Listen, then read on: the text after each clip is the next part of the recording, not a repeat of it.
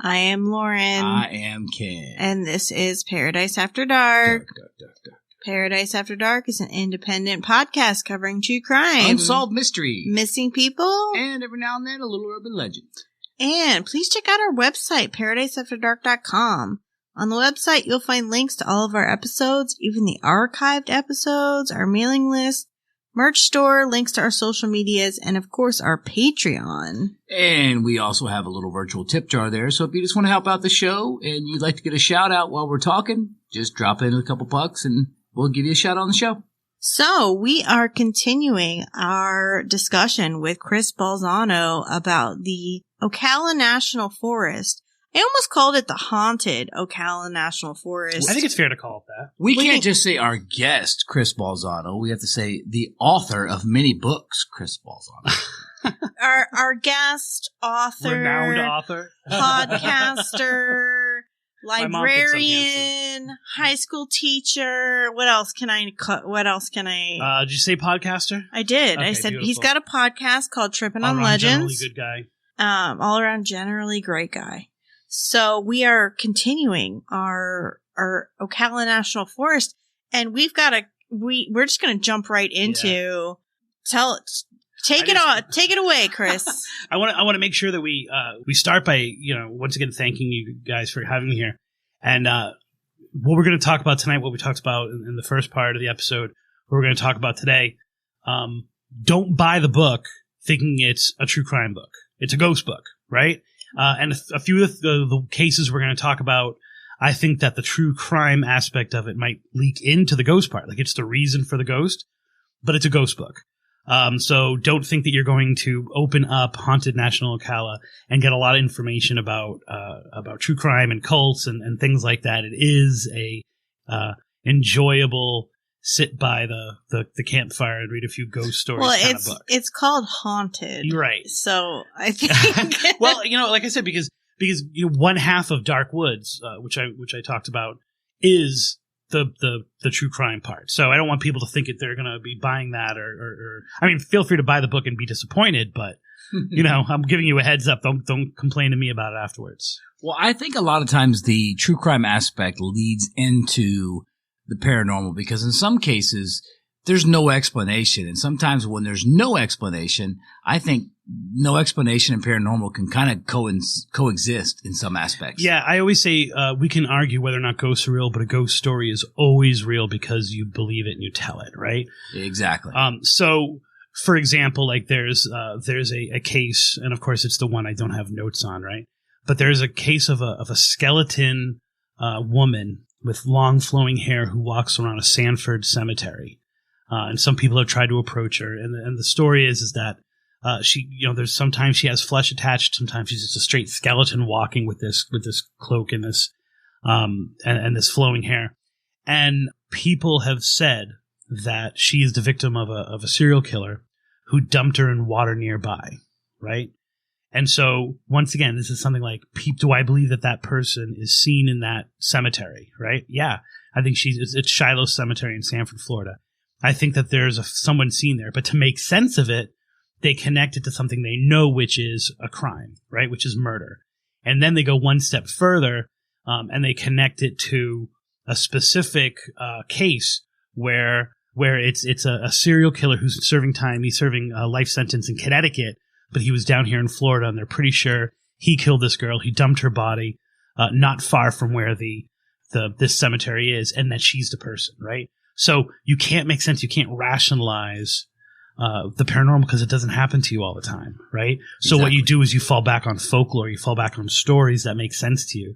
And true crime touches the same exact emotions and juice and energy that we have about ghosts, right? It causes the same goosebumps, the same macabre attraction to it as a ghost story, right? They live in the same place. And so naturally, true crime bleeds into the paranormal because it's the perfect backstory, especially if you have monsters like Gerard Schaefer walking around Florida, with victims in different locations all throughout Florida. If you have, Ted Bundy, we did a whole episode on Bundy hauntings in the Tallahassee area. Like, it just makes more sense if you can actually attach it. And the more famous the murder is, or the more famous the case, There you go. I mean, Lizzie Borden, Lizzie Borden's in the Bridgewater Triangle. Well, one thing that I think people forget when it comes to Florida is Florida contains the oldest city in America.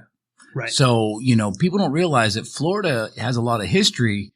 And if you date that back, there's a lot of, and I don't want to say paranormal, but paranormal in some aspect because they use a lot of that ritualistic stuff. When it got here, I mean, that was, they came upon that. I mean, you're going way back to like early 1500s when St. Augustine was put together, which is the oldest city. And also considered the most haunted city in Florida. Right? Exactly. So, I mean, it's almost like the spirits kind of follow you. It's like, hey, we want to get out of here too. We follow. I mean, I agree with you because it is so old. I think a lot of times Florida gets a bad rap, but they don't understand that Florida is one of the oldest states theoretically that there is. Right. And what you have, so, I split my time between true crime stuff, but, between the paranormal and paranormal folklore, which there's a slight difference between the two of them, right? Like, I don't investigate anymore. I'm not a paranormal investigator who goes out with equipment. I try to experience the haunting as people say that it happens. Well, so the folklorist in me says, well, what happened is all the stuff and the Ocala stuff and the stuff in St. Augustine, and you can actually track it from St. Augustine, like through the state, like as people were settling, all that stuff was there before they got there, right? Like all the elements were there for ghosts, right? Some of these ghosts predate Americans maybe, or at least the energy does. Well, it's all settlers. It's all colonialists trying to make sense of what they're experiencing. And so they fall back on their European folklore that has to make sense. And we're just still living in that echo, in that wave of doing the same exact thing. Something like ghost lights, for example, could be naturally occurring spirits. It doesn't have to be the spirit of a person. It could be the spirit or someone from last week. It could be something that is ancestral. Well, but we're gonna make it the person who died in the car accident right there. Well, I think a lot of people forget that energy can't be created or destroyed. Can be converted though. Yeah. True, but it doesn't go away. So the energy that's here is just here. Yeah.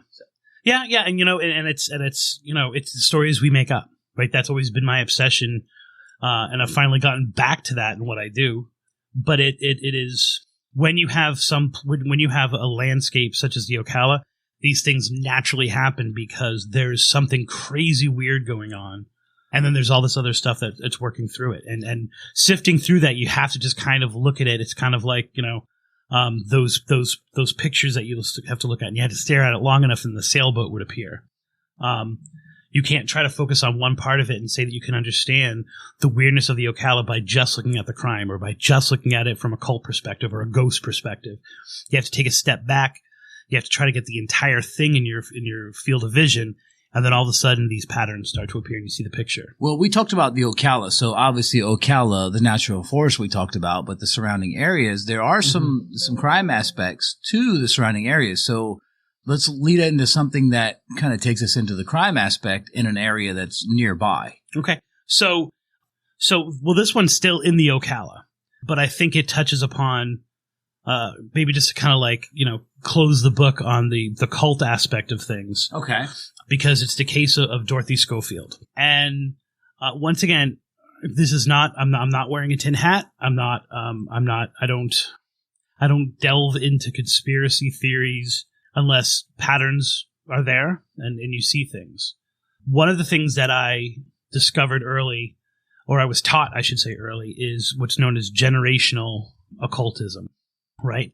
And so if you notice, and I brought this up to you a few years ago when we were noticing all of these women who kind of matched the same description who were going missing in Florida. Right. Yes, I remember that. And it's the idea that many of these women who disappear, they're attractive women. They're of a certain age, usually between the ages of 30 and 45. And they disappear and they're either never seen again or they're found murdered.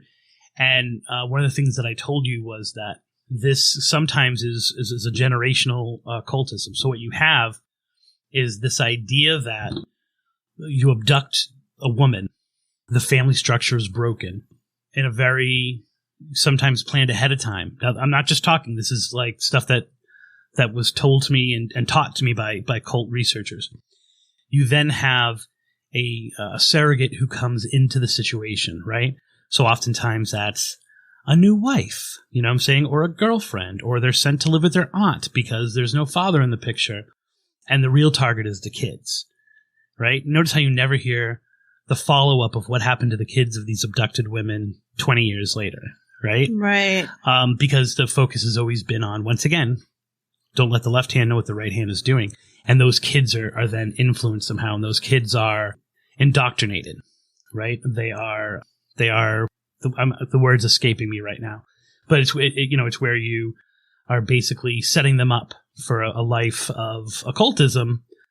They're members of the cult. They don't even realize they're members of the cult just because they are now part of the family unit of it. And I think that might have been what happened in the Schofield case, or an element of it, because she is someone who, in 1976, she was abducted from the Ocala, right? And then, or she was abducted from the town of Ocala, I should say.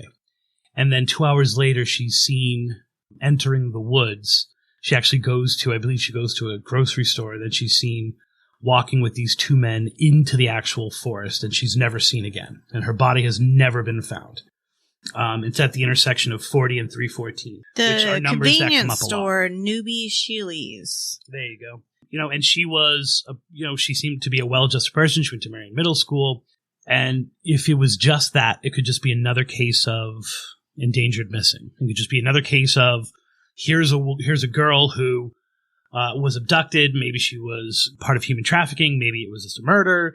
And yet, if you go back, I believe it was only a year earlier when she was living in Maryland, both of her sisters were also abducted. They were also abducted from, I believe, walking home from a mall. So this seems to be a case where we could easily say that these are just a family with really bad luck. And yet you have these, what are the odds of that? Like, if I were to say to you, ghosts exist, you go, absolutely not. If I were to say a cult is responsible for the taking of these children, the harvesting of these children, you would say absolutely not. I'd be like, oh yeah. So it's more likely and more obvious that, coincidence. Just three kids abducted From the same family. in a short period of time in different states. This has got to be the worst. This has got to be the worst luck, the worst black cloud family of all time, or there's something else working. And in the context of the Ocala, that makes it an even more intense feeling. All in all, it was, the family was doing okay. There was no family problems or anything, were there? She even seemed well adjusted. She was said to be a good student, to be friendly, all these kinds of things that they say when they're trying to put forth that someone is well adjusted in handling things. And, she was 12. She wasn't at the age where she was just going to kind of run away. And she was seen with people, so it's not one of those situations where, she decided to pack up and leave with an older boyfriend or something. Maybe it was, she was seen scared in the presence of these two men hours later and then gone. Oh, she was witnessed with these two other men. Yep. Okay. Yeah. And witnessed scared, like that she was uncomfortable, that she didn't. Yeah, she was crying. Yeah. According to the clerk at the store. So, it's one of those cases where you start to see that, with that kind of organization, that kind of structure, there might be something bigger going on there. And then you have to look at just how much the famous cases that we know in crime are connected to the Ocala, right? So when I was writing Darkwoods in the place called the Bridgewater Triangle in Massachusetts, one of the things I put forward was well, when you think of the paranormal, what do you think about? Right? And people would say, TAPS, ghost hunters. Yeah. This is kind of pre-Ghost Adventures being TAPS, okay? Not a fan of Ghost Adventures, by the way. The Warrens. Okay, the Warrens, yes. Right? And then, Jeff Belanger, who's one of probably the best paranormal writers. They're all within 20 minutes of the Bridgewater Triangle. They're all half hour away from the Bridgewater Triangle. Doesn't that make sense to some degree that these people have all, whether it's the context of their life has bred this love of the paranormal, or there's something about these centers that draw people in. So if I were to make a list, and you're true crime queen, if I were to make a list of who are the most famous serial killers, or what are cases that come to mind, Ted Bundy would be on the list, right? Well, where did he go to jail? Florida. Right. He was in jail in the Ocala, right? Yeah. And he came to Tallahassee. Well, you know what I'm saying? Like he came to Florida and then was actually- imprisoned in the Ocala, right? In Stark Prison. It was briefly mentioned that they did look into Bundy as far as Dorothy Scofield's case. Oh, really? Yes. Okay. I think, yeah, I mean, but it's one of those things where every serial killer was touched upon, you know, when it came to, like, who was in the area at the time. Right. You know? Yeah. But then, okay, so what are some other famous, well, we have the Gainesville Ripper. Well, he's very much connected to the Ocala, right? In terms of, like, well, Gainesville, we already talked about, is you know, some people from Gainesville consider themselves in the shadow. But once again, where did he go to jail? Yeah. Same prison, yes, right? Right. And he was not it's not like he was local to Gainesville. You know, like he had another aspect of his life that was not this. If we talk about other famous killers, where, you know, we're also talking about, like, the Rod Farrell case, like the infamous vampire murders. Right. Well, he split his time between Kentucky and Eustis, which is in the Ocala. Yes. If we talk about, you know, the most famous female serial killer who didn't poison her victims, we're talking about Aileen Wuornos. She's in the Ocala. Yeah. So just Gerard Schaefer, time and time again, it keeps finding his way back from an area not in the Ocala to the Ocala. So you have all of these famous crimes. And then, of course, you know, we also have the and this is another name that I think I heard in terms of the earlier case, is the State Forest Killer. State Forest Killer also was killing in the Ocala. So, you know, it's one of those things where time and time again it keeps coming up. This is actually a different case, one by the name of Christine Blackburn Wiles, who was found missing in 2007. She's never been found. You know, her boyfriend, it was this really weird situation. Her boyfriend was driving her car. She got into her boyfriend's car. I'm very briefly going over the case. She got into her car, which her boyfriend was driving. The entire thing, you know, it disappeared. The car was found later. Like, all this crazy stuff. And they're, like, you know, going through all these searches. And, you know, it's obvious that to most people, it was obvious the boyfriend had done it. And yet people kept pointing to this Gary Hilton, who was known as the National Forest Killer, who was active in both the Ocala, and he was also active in the other state forests, which I don't want to try to pronounce right now, that the Rainbow people were active in. The Pisgah National Forest. Yeah, okay. So you have to look at, like, is it just Florida's messed up, or is there some weird connection between all of these killers finding their way, all of these famous cases, right? For a serial killer to be famous, they have to have one of these elements or multiple elements. The nature of the murder has to be absolutely ridiculously crazy, right? Or the numbers have to be high. So for us to remember the names that we were just talking about, the cases had to be unusual somehow, right? Or the numbers had to be high, and those are Florida cases. All right, well, let's take a quick break, and we'll be back with the rest.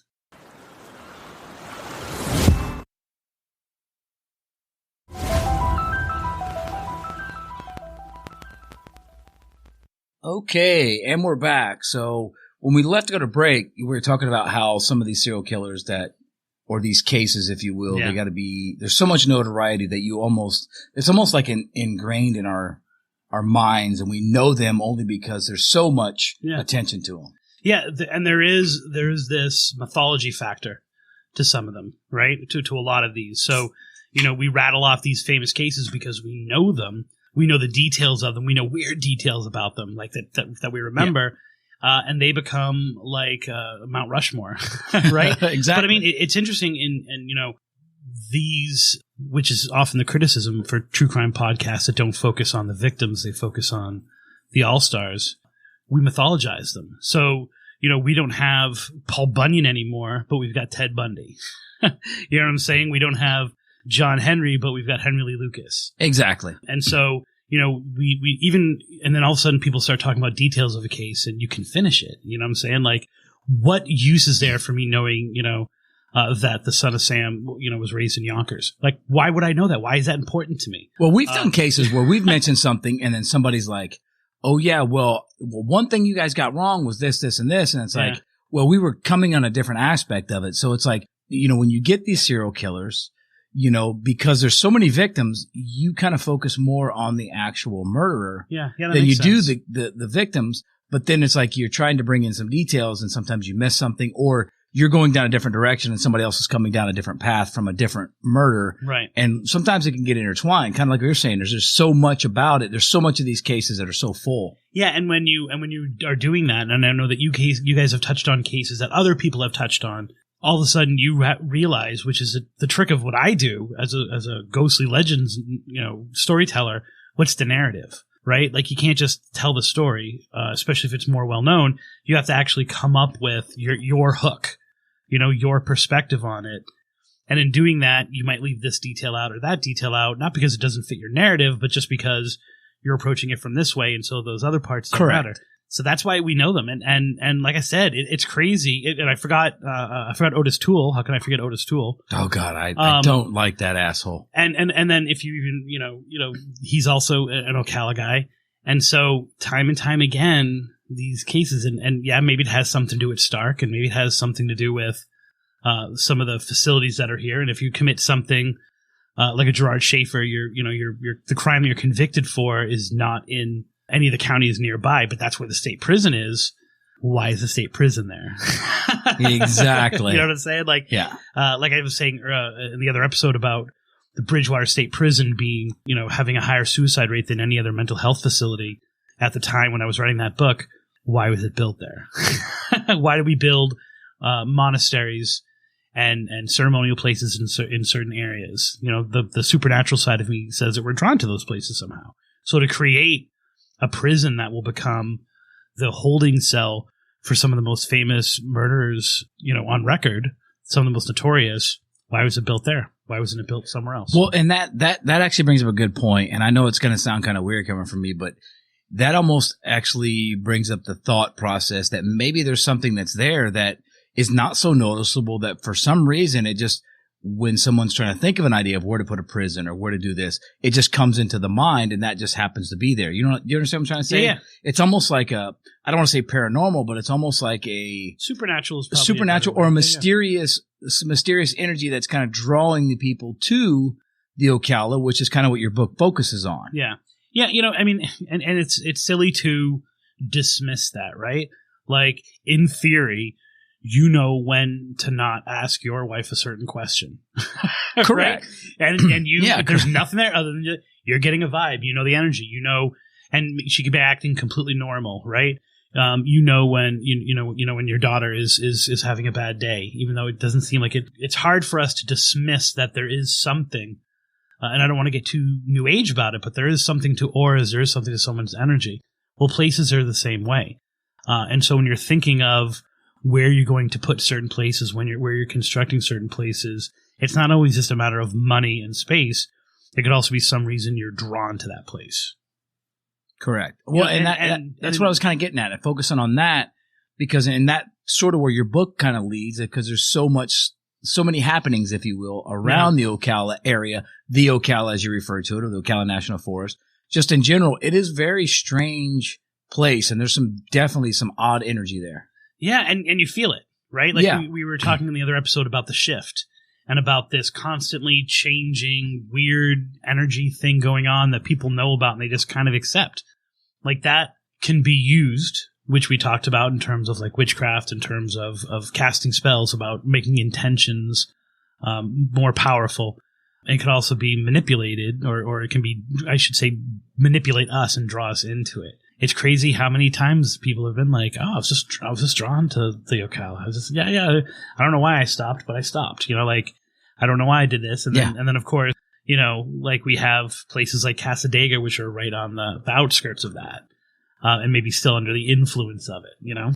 Obviously, there's a lot of that dark energy that surrounds the Ocala. Yeah. And you were about to get involved, or getting to talking to us about the next case that you wanted to kind of go into. Well, I was going to talk about some of the biggies, right? Yeah, let's do that. So I figured, because I love you guys so much, I was going to lay out some of the cases that you guys should be talking about in upcoming episodes. We may have already been thinking about one of them I'm thinking of, but go ahead. Well, I want to get into Rod Farrell.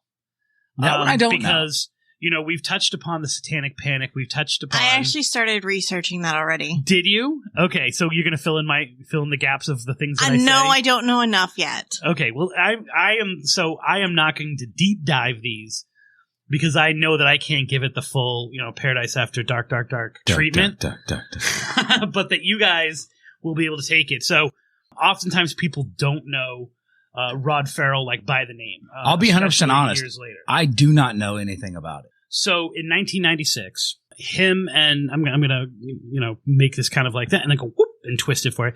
Him and some of a group of his friends were looking to pick up someone else who was a friend of theirs. So say they were in Kentucky. They came down to Eustis to pick up a friend, and in the process of doing that, Rod went into their house and brutally murdered the mother and the father. Right. So that's kind of I'm not going to say standard. Yeah. I mean, it's horrible in itself. He beat them with a tire iron.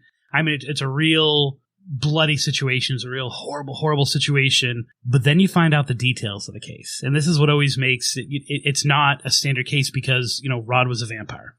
He was a 500-year-old vampire by the name of Visaggio. Right. So Rod, for all intent and purposes, had a horrible childhood. His mother is a loon, right? She couldn't keep a job. She was very into drugs. They thought prostitution. And so he lived his life going between Kentucky and Eustis, right? At some point, she pretty much gave him over to her parents. Now, Rod would tell you that over the course of his childhood, he was ritualistically abused in black masses by his relatives, right? So we're talking there was some cult aspect or occult aspect to the family, and he was sexually abused in the process of this. So he grows up, he becomes obsessed with vampirism. And his mom encourages this, right? His mom's kind of got this too, because we can only naturally assume if it's generational. She was probably at some point indoctrinated into this cult as well. Exactly. Right? And this, oddly enough, this is not really focused on too much when people go over the case. They really focus on Rod. He discovers this game called Vampire the Masquerade. He becomes obsessed with it. He was already kind of what my daughter right now would call emo, but he was into very dark things. He discovers this game. He and his group of friends become obsessed with it. Right? This game is not Dungeons and Dragons. It's like a role-playing game. Okay. Yeah, it's a role-playing game somewhat like. I think it was actually yeah, we're not talking about Hellfire Club. Right. No. You're very protective of your Hellfire Club. I am. I'm very protective. But they were very much into this game. They were very much into drugs. The drugs fed the game fed the drugs. They would go to this place called the Vampire Hotel, which is in the land between the lakes. They would drink each other's blood. They would have sex. And it became a situation where this became their life. Right? So we're basically talking about somebody who was enacting on some of those ritualistic behaviors. Right. So your reaction is like either going to cut yourself off or you're going to embrace it, right? Exactly. Like the children of alcoholics either drink or they refuse to touch it because they see how it ruined their lives. Rod seemed to completely embrace this part of things. He then starts to, because remember, he's going back and forth. He connects with this woman, this girl by the name of Heather Wendorf, which I'm probably once again pronouncing wrong, Wendorf. I do that all the time. And she kind of gets involved in this, and she starts recruiting from her end. So she recruits her boyfriend, she recruits her best friend, but because they're away from Rod's direct influence, because it's 1996, so it's not like they can't all Zoom together or all be on Snapchat together. They're not as much into it, but, they're kind of like, it appeals to that teenage thing. Yeah. Right? Heather says she completely can't stand it anymore. She can't stand living with her parents anymore. So one of the theories is that he's going to go and get her, and then they're all going to go and live in New Orleans, right? Which is like the center of, especially if you're an Anne Rice fan, which was very big at that time. That's where you go. The vampires are in New Orleans. We love Nola. So he drives down. The car breaks down. He's like, I'm just going to go steal their car. And instead, he goes in and he says that he kind of threatens her, and he's trying to get Heather out. And the mother, whose name, she's not her mother, but it's Ruth Queen, throws her hot coffee at him, scratches his face. This enrages him. and he just goes crazy. The father's still asleep in the other room, and he goes crazy on him, and he kills him. That Heather had no idea what was going on or anything like that. And then they steal the car, and they go on this adventure trying to get to New Orleans before they're finally caught. There were, 5 kids that were involved in this, all between the ages like 16, 19. But investigators believe that the cult was up to at least 30 people. You know, when people look at the cults, when they're in groups like that, one of the things that I think most people forget is if you can murder a stranger and bludgeon them to death, which we all know that in the true crime world, that is sort of a personal, that's a personal endeavor. I mean, you're beating the shit out of somebody. You're going to murder them, and you're doing it in such a fashion to where it's a very personal thing where you're beating them, you're looking at them, you're witnessing it. You're not shooting them from 100 yards away. Exactly. So when that happens, there's something sinister about that. There's something, that's maybe not necessarily, for lack of a better term, that's not of this world, if you will. I mean, there's something else going on in somebody else's mind. And it's interesting the way that they phrased it. Heather, at one point, her boyfriend's trying to get her out of the cult, or kind of be like, you don't need to go, we'll try to solve. And she says, I've already crossed over. So we're talking about people who were under some kind of, and of course, obviously, with teenagers, throwing drugs is a lot easier, already hypnotized. They were under control, right? Yeah. They're already, easily influenced, and of course, the appeal of that kind of stuff. I've already crossed over, is what she said. And then if you want to take that, like, another aspect of that is that, he carved a V. Supposedly he carved a V into the father's chest. Ooh. The father's name was Richard. Carved a V into his chest for vampire. So, and this was all done in this haze of they were living life as vampires. That they were, that Rod was a demon. He had possessed them to some degree. They were under his control, and they were going to be rewarded with eternal life. So all of them afterwards, including Rod to some degree, regretted what they did and kind of saw what they did for what it was. Right? Heather has always said she had no idea what was going on, but of course, did she not? Like, did things just get out of control? But they all seem to have this kind of, like when you're in a bad relationship and you get out of it and you see it really clearly. But if you hear any of those talking, and I believe 2 of the people who went to jail are now free because it's been that long. But yeah, I agree with you. When you're away from that influence, which I think there's something supernatural about that. Yeah, when you get on the outside looking in and you see, you're like, and especially the people that come in and say, I can't explain my actions. I don't know what I was doing. Yeah. It's either like they were being controlled. And if you take a look at what I mentioned earlier about the Kool-Aid and cults, because anytime somebody mentions cults, there's 2 that come to my mind instantaneously. It's the Jim Jones cult, and it's the one I cannot remember the name of, Heaven's Gate. Yeah. I just said I couldn't remember, but I remembered it. Heaven's Gate. Those 2 cults, it's like they literally had these people so mind controlled. And I think a lot of times that has a lot to do with that spiritual thing, to where they're preying on someone's spiritual aspect, but are they doing it in such a way to where they're trying to mind control, or are they doing it in such a way to where they're being controlled into doing it? Yeah. Do you understand what I'm saying? That's kind of where the paranormal or I'm with you. And the cult aspect comes in. And like we were talking with the people who are the rainbow people who are going there for not bad reasons, are still under the influence of drugs, the majority of the time, and searching for some meaning, searching for some difference. They've gone into the woods for peace and unity and to get in touch with nature and to connect, because their real life doesn't have that, or this is the intense emotion of it. You're put in a state where you can be controlled by people like Jim Jones.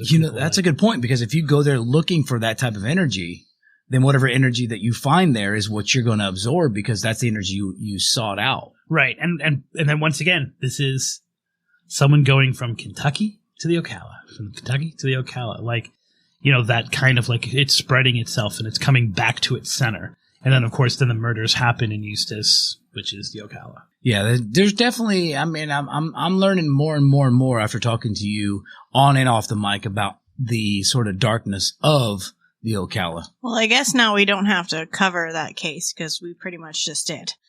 No, oh my word, no, not at all. We just talked not about at all. it. There are so many elements to that case, and of course, He was the youngest person on death row, and so there's that whole aspect of it. There is so much to cover in that case. I literally gave you the outline. Yeah. I mean, you could do an entire episode just on his mom. It's that crazy of a case. Well, put it this way. We discussed it. You would cover it. There's a huge difference. Yeah. So you would cover the case. We just discussed the case. There's a huge difference because you would give it the full pad exactly. treatment. Yeah, exactly. You would pad it up a little bit. That's because I'm the bomb, right? Yeah, that's it. You're the bomb. Just like I can easily, talk about Aileen Wuornos and go over this like, oh, Ocala. Was she from Ocala originally? No, she was not from originally. She was from Michigan. Okay. I believe originally. But most of her crimes were in Daytona Beach. Which is part of the Ocala. So what I was debating with, right? So like Volusia County is part of it is in just straight in the Ocala, right? If DeLand is in the forest. Yeah. DeLand is in the woods. Well, if you're going to include Volusia County, then you got to include Volusia County. And Daytona's in Volusia County. There was actually one story about a place called Lillian Place, a haunted bridge and a haunted house that I didn't make it into the book because I couldn't find that narrative we were talking about earlier. But it was like, do I put it in? Do I not put it in? And everyone was like, it's in Volusia County. Volusia County is the Ocala. So, well, I think that's something that people need to understand when you go out and you buy Chris's book or you start looking into this stuff, because we highly recommend you do that, is that the Ocala is not necessarily Ocala. Yeah. I mean, it's a vast area. I mean, it's huge. Right. And we also have to remember that she spent a lot of time in Astor, Florida. So the people that I talked to from Astor, because I was like, hey, I'm noticing a lot of numbers. By numbers, I mean routes, or routes or U.S. highway this or whatever. I'm seeing these, 19 I'm seeing all the time, or 44 I see in a lot of these cases, or and they're like, well, what are you talking about? She used to walk down 19 in Astor all the time. She used to hang out at the Steel Around Forest Tavern. And so I was like, yeah, everyone knew her around town. Like she, this is where she worked this corner right here, walk up and down this road. So, it's one of those things where, if you look at so many of her victims, it's not a lot, right? So it was like 7. They're murdered someplace else and they're found in the Ocala, right? Or the car is dumped there, or the person is from Ocala, or some element of it runs through it. And if you extend that to Daytona, then 100%, she is a serial killer who, that area was their stomping ground.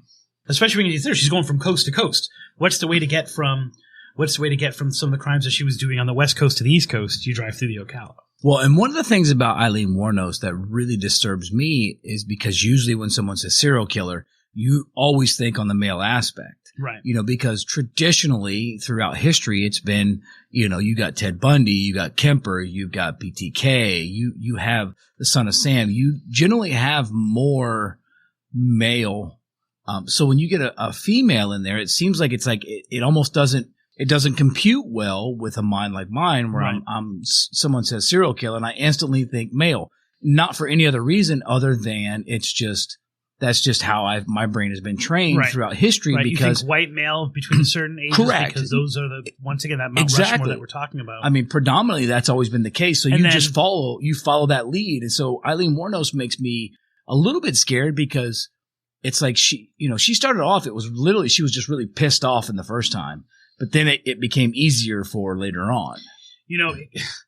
It's she had a horrible upbringing. Once again, a life of abuse, and she was. It's usually where it starts. She was offering sexual favors for cigarettes and beer at the age of like 13. Right. She gets to Florida, and she in the shadow of the Ocala, finds the love of her life at a lesbian bar called the Zodiac in Daytona. Right. She gets ingrained in, once again, you're going to notice these themes. Biker gangs out of Daytona. And then she is, for all intent and purposes, sexually assaulted by a guy named Richard Mallory. I'm sorry. So whether it was initially prostitution that she just couldn't get out of, or now this guy, for all intents and purposes, should have been in jail, right? He's a horrible, horrible guy. Nasty, nasty guy. Like, everyone can kind of agree. They tried to bring up some of his stuff in the sentencing and her appeals process, kind of along the line. But he sodomized her. He raped her. Like, it's clear that he was an absolutely horrible in Volusia County, right? So we're talking, but found Norman Beach. Bam, triggered, right? So you can say serial killer. We all have our definition, of what we think in our mind. She, of course, is unique in that she actually used a gun. Most female serial killers are poison. Right? Really? Yeah, like the Angel of Mercy. Why did I not know that? Not so stupid. If you were to ask me, if you take a real look at her, she's a spree killer. She's not a serial killer. And we can all talk about, a series of murders. You're right. A series of murders with a cooling down. I don't think she ever cooled down, first of all. I think, because these happen after that one, it happened bam, bam, bam, bam. There seems to be like one a month until she's caught.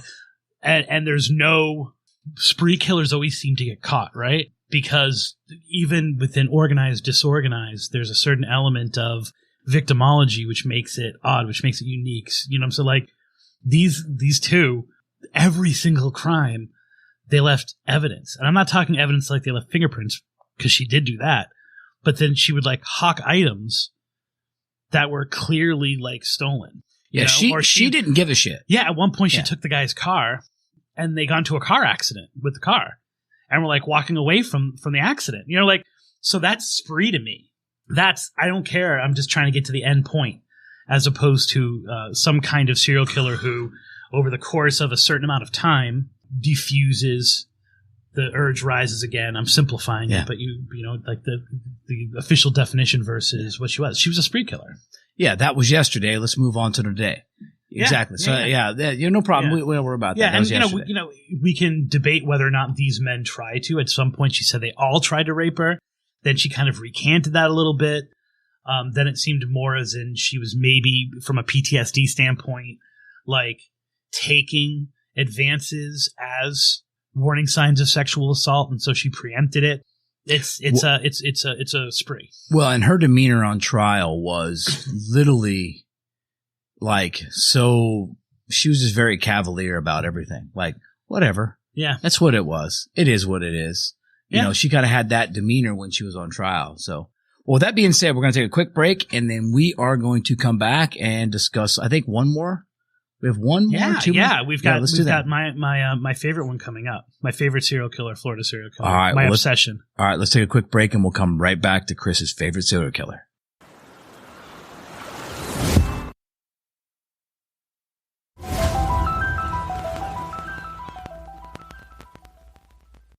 Okay, and we're back. And Ken has to go ahead and start by being honest here. I've heard this name, and I've actually heard Chris speak about it before. I think when he was on the podcast before, I've heard Lauren talk about it. Lauren's done research on it. And for some reason, I've never done any research on him, and I don't know that much. So I would love for you guys to kind of enlighten me on the next guy that you said is kind of like your, I don't want to say favorite, but lack of a better term, your most known. Your unicorn? Well, it's funny. Like we were talking about doing a podcast together where I focus on the myth, and Lauren was going to be focusing on the true crime and the real parts of things, because there's so much about this guy that is just missed, trying to catch mist. And the title of that was going to be Boogeyman. He's my Boogeyman. His name comes up time and time again when I'm doing paranormal research. It's not just cognitive bias. It's one of those things where he seems to have his fingers in so many things. And then from a paranormal aspect, I've gotten his voice on tape several different places, and that's Gerard Schaefer, my Boogeyman. And he is somewhat related to the Ocala. He's definitely related to the Ocala. I mean, there are, in addition to, once again, he was at Stark. Ted Bundy walked up to him and said, "Hey, thank you for giving me the idea to kill 2 women at once," because Schaefer was doing that well before Bundy. No kidding. Yeah, regardless of what Criminal Minds says, because Criminal Minds, says it's the opposite way. That's a TV show, not reality. Like we said, his ex-girlfriend from when he was in like high school ended up becoming the fiance of Rollins for the Gainesville Ripper case. I thought you guys were both leaning for it because you were going to say her name, Sandra Sandra London. I'm just going to play dumb because honestly, right now I am. He was a Martin County deputy, so not really near the Ocala at all. You wouldn't classify it as that. And yet, time and time again, he kept finding his way back up to this part of the state to commit crimes. Or to, my theory is, dump a lot of these people because, he's officially convicted of only killing 2 people. And yet, he's connected to as many as 100 cases. I find that in a lot of the serial killer cases that we cover, or I look into, because sometimes I look into stuff that we don't cover, but it really boggles my mind. Like sometimes you'll see 2 or 3 murders, and it's like there has to be more. Yeah, it seems like this guy could not have gotten away with or gotten caught with 3 because he seems so sinister that there had to be more. There had to be more. Yeah. And for him, because he was only convicted of the 2. And yet implicated, and some of these cases are closed. Like, no, he did it. Like, he's dead. He died in 1995. He was killed by an inmate. But they found the evidence. You know what I'm saying? Like, they found evidence of the people when they either were at his house, when they searched his house, or when they searched his mom's house in Fort Lauderdale. They found evidence of all these other crimes, right? But he had a weird thing.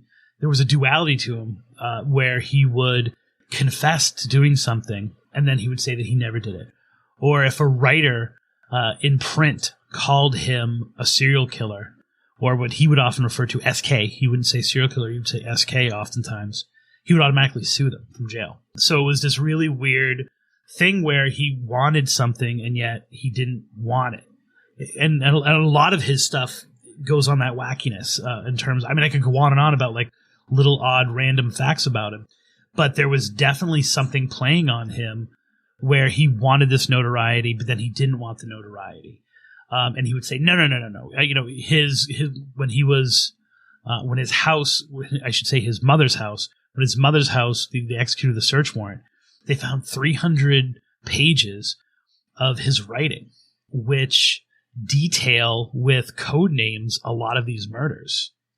Just straight out, with the names changed or with like nicknames used. And it eventually became the book Killer Fiction, which he co-wrote with London. If you want to call that co-writing, that's not me. That's not me. Like, well, you know all the details. No, I didn't do that. Don't call me an SK. I'm not an SK. So would you classify him as someone that has like multiple personalities, or do you think he was just that big of an asshole? Well, from an early age, he was trained in BDSM, so he was trained in sadomasochism. He was trained in this power struggle. That's power. To me, that's power, right? That's not, I don't think that he actually was like, Ted Bundy would often refer to the creature, the beaster, or the beast, or he would like use a third person. He would say, this man would do this, as opposed to saying, I did this. It's not that.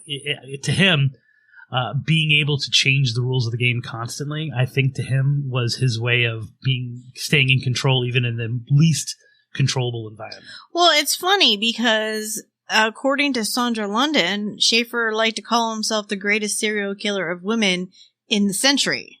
But if she were to write it, he would sue her. Yeah, like so. Yeah, and then he would on one hand, for example, even with her, threaten her with these highfalutin organized crime that were going to come after her and try to kill her, that he could order at a moment's notice, and then yet he would then say, I have no. What are you talking about? I don't know anything about the mafia. I've never met anyone in the mafia. So went back and forth. So probably, and this is the worst example, the best example, but the worst situation. So Adam Walsh, who I believe you guys have covered that case. Yes. Episode 50. So he was killed by Otis Toole, right? And Otis Toole was illiterate.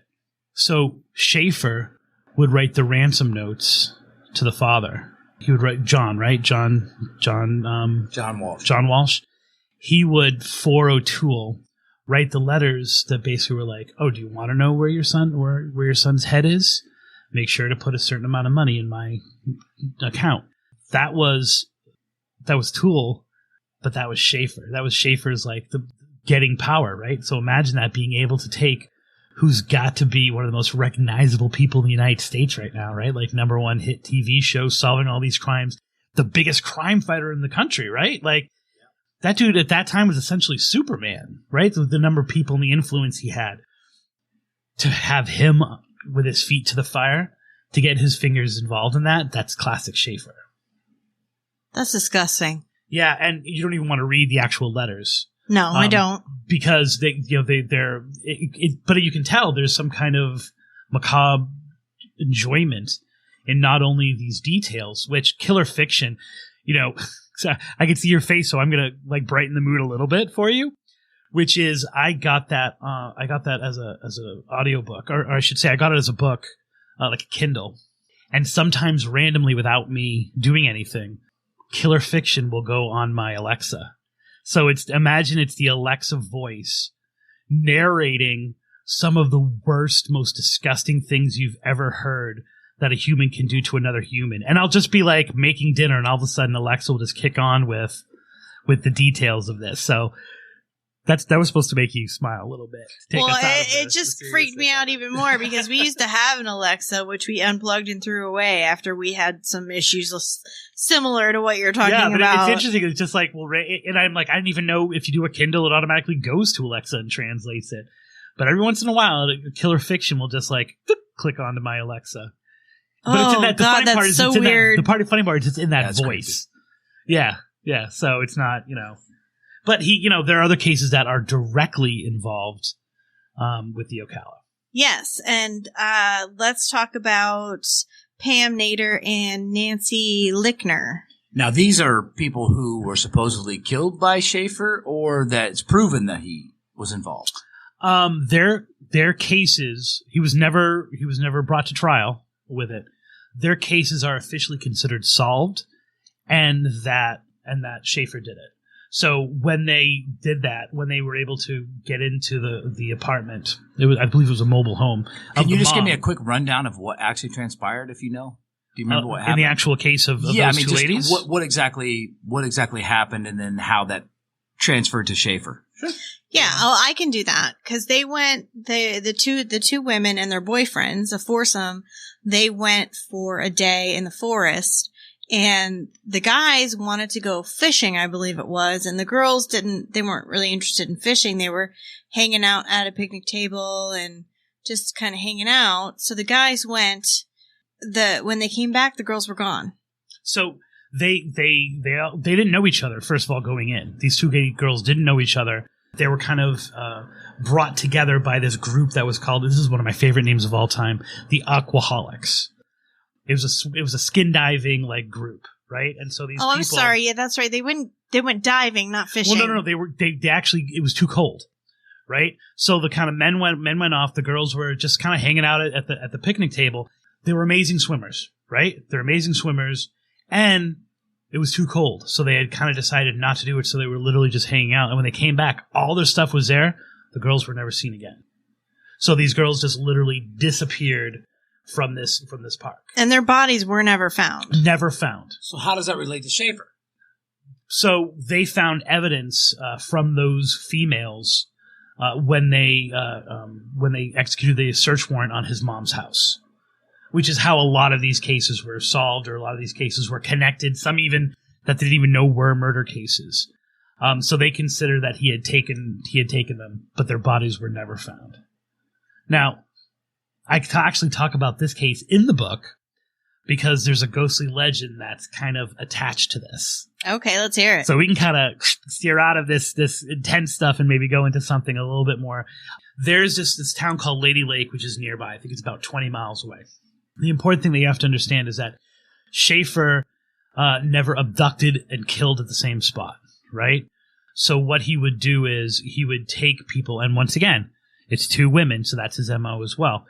He would take them and then he would bring them someplace else, and he would bring them to wooded areas or somewhat abandoned areas because his big thing was torture, right? Not only was his big thing torture, but he would then oftentimes hang the women from trees, and like that's how they would officially die, and then take them down, bury them nearby, and visit the bodies afterwards. So you can't do that if you're dumping someone in a park, for example, because And keep in mind, when we talk about Ocala National Park, it's trees. There are places to park, to have like picnics and stuff. But, this where they were was a park, right? Yeah. So he takes them, and I believe he takes them to nearby Lady Lake, because there's this one stretch of road called Rolling Acres Road, and it's been said to be haunted for years. Now you've been there. I've been there a few times, yeah. And I've done the urban legend that you're supposed to do. I've legend tripped it. On this stretch of road, there's supposed to be this woman whose name is Julia, either Julie or Julia. She's dressed in white, and she walks down the road. It's a classic hitchhiker legend. If you try to pick her up, she vanishes, or she gets into the car and then disappears. Supposedly, there was some kind of love triangle, or it was a case of love gone wrong, and either the person who was left out came back and killed her before he killed himself at this location, or she killed herself, right? So it's kind of like all these typical legend kind of situations. However, there's another aspect, and all the people in that area, if anything paranormal happens, they blame it on Julia. But there's another part of Rolling Acres Road that doesn't fit that. The first is a dark man. So there's a dark man who walks up and down the streets who is unapproachable. Like if you go even near him, he vanishes. But he's tall, dark, almost like made of thick fog, and he walks down. So there's this what would appear to be an evil spirit, right? That's seen all over the Ocala. The legend trip is you go to this section of the road where the stop sign is, and it's a dead end afterwards. You turn off your car, you roll your windows down, and you'll start to hear a growling from the woods, right? Now, the rainbow people, the thing that they're most scared of are bears, right? There's a lot of bears in the Ocala. It's high. So, okay, growling. But then you'll start to hear crying and weeping, and then screaming as if someone is in pain. And then someone calling out for their father or help me, right? And then specifically calling out Papa. As I'm doing my research into like, well, what can this be? Like, that's not Julia, right? Like, that's not the story. She's in the woods. And the stories are connected because they happen in the same place. She's in the woods. There's a weird thing going on. There's a weird, what else could this be? And as I'm starting to do my research on it, I find a picture of a patrol boat, like a cop boat, going through Lady Lake, actual Lady Lake, the lake, looking for the bodies of those two Schaefer victims. So there was something in the investigation mind that said Schaefer brought them from Alexander Springs to Lady Lake, right? Like, how random. They could have gone here, they could have gone. Instead, this boat, for some reason, was leaning towards this, and I believe those two women were murdered in that section of the woods. At Lady Lake. At Lady Lake. Okay. Now, the issue with that is this. Lady Lake has been developed and highly developed in the last 20, 30 years, which means if there were there, maybe the bodies weren't found when they were doing construction, right? Like, it used to be all wooded area on the side and stuff like that. Now it just seems like there is. Like, at nighttime when you go, the first time when I went there at night, I was like, this is creepy. When I went there during the day, I was like, dude, the house is right there. I think that development destroyed any evidence that they're ever going to find those women. That's actually, Ken, that's the route that we take when we go along the lake, and when we're driving and we're going along the lake and there's houses and apartments to the right, and then the lake is right there on the left. Yeah, that's where we drove, and the drunk guy almost killed us with the golf cart in the back of his pickup truck. Yes. Okay. Yeah, there are actually a lot of deaths that have happened on that little stretch of the road, like an abnormal amount of deaths. it's a weird road, and the speed limit is 35. Drives you crazy because and this is the tail end of it. You know what I'm saying? So this would be like the drainage section of it, because after that it goes on to a dirt road, which then becomes a dead end.